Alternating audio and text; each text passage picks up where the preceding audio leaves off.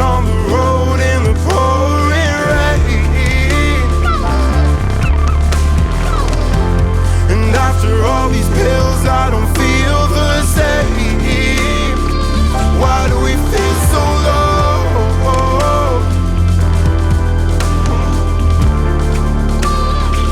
Why do we feel so low? So, welcome to another episode of the Unconventional Office. Today with us we have a singer, songwriter and very versatile artist. Here's Sam Christie. Sam, welcome to the office. Thank you.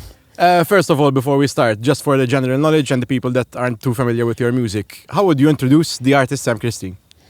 So, I started playing in a lot of bands when I was like 13. Mm-hmm. And then I decided I hate playing with people. I prefer to play alone. And I decided to go solo. And that's how Sam Christie came to be. And the rest is history. Exactly. And no one was as sad as me, so I had to go alone. And you'd never consider jumping back to group projects? Collaborations aside, collaborations are the most I do, like band stuff. I'm done with it. Yeah.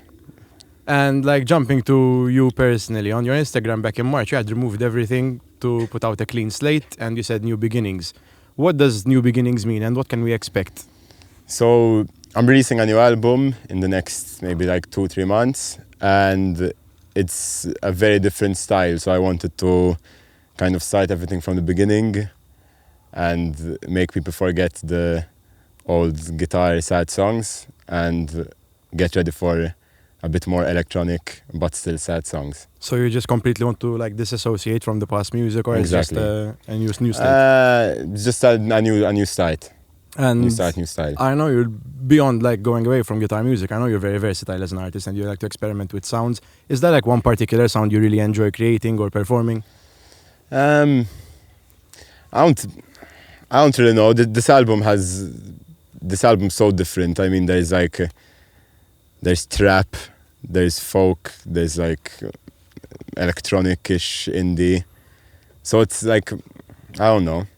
I can't say which one's my favorite.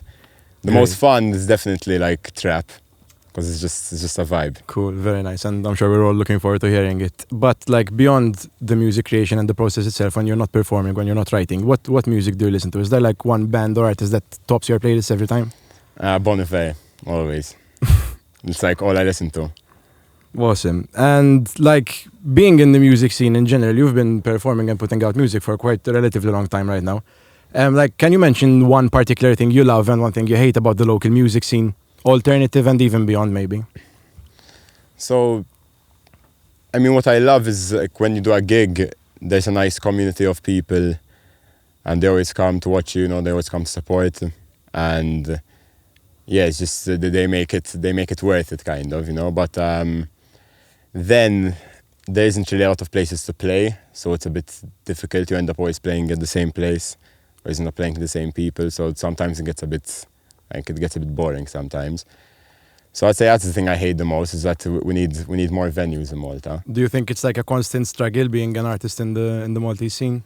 Yeah, I think so. I think that's why so many people leave Malta when they want to do music, unless you really lost go. But do you think we're like generally moving in the right direction, or have we hit like a standstill in terms of improvement and growth, locally at least? Right, so do you think we're improving as the local scene in terms of venues where to perform, in terms of music and reception and following? I think we're improving in the fact that they're organizing more festivals and things like that. So they're using places that aren't not exactly venues, but like when those festivals come around, there's like a nice atmosphere and stuff like that. But as far as venues go, we're still very behind. And because of that, a lot of new artists stopped coming out. Like before, when I started playing, loads of new bands used to come out at that point, and nowadays you don't really hear of new musicians as such. True. We have to hope for the best, I guess. But I mean, regardless of that, you've had quite a few memorable gigs this year. I know you did Rock This Out and you did El Garden as well, if I'm not mistaken. Is there like one particular gig which you really, throughout the course of your career, which really has a fond place in your memory? Yeah, Earth Garden, I think. Earth Garden, I think, was my best gig this year. it was there was just an insane crowd. Like, it broke a police barrier during my set. It was awesome, man. So that's what makes a gig special, like the energy from The people. energy, yeah, man. I mean, it was the first time as well that I properly played the new songs as well. So it was like a bit, I was a bit nervous kind of to see how people are going to take the new style of songs. But yeah, man, it went amazing. There was like around 1,000 or 2,000 people, I think. And everyone was just going nuts. It was awesome, man. Just being on stage and seeing that energy in the crowd. So you'd say, like, generally the reception of the new album is good. Yeah, so far, yeah. Nothing to worry about. So far good. Jumping back to your Instagram, before you did the clean slate, you had one of the most memorable bios I've ever seen on Instagram, which is Malta's #1 sad boy. For those that maybe don't know what a sad boy is, could you like break it down? And what is it about your music and about your experiences that makes you create the melancholic style of music that you do? It comes from a lot of heartbreak, a lot of drinking. Not much to say. When you're sad, you write sad music. I don't understand people who write happy music. Like, it sucks. You just don't resonate with the vibes? Yeah, I don't feel inspired when I'm happy.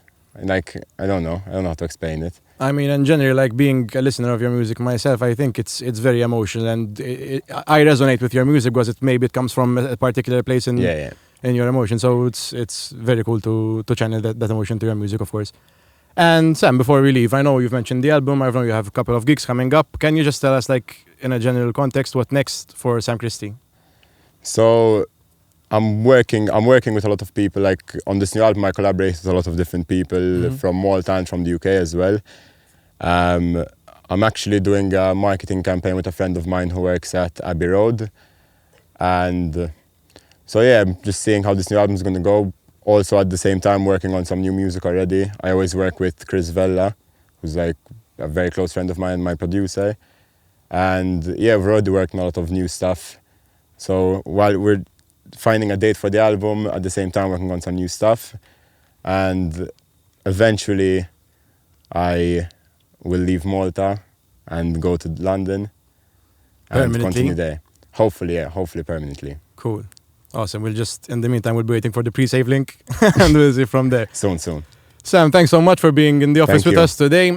That's been Sam Christie for the Unconventional Office. So thank you for tuning in to another episode of the Unconventional Office. This project is supported by Arts Council Malta and the Insynk Collective and is in media partnership with Malta Daily.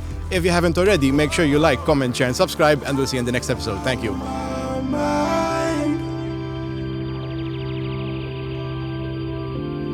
I can't stay alone.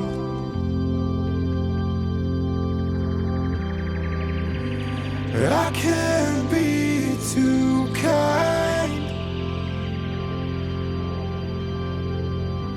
and I can't keep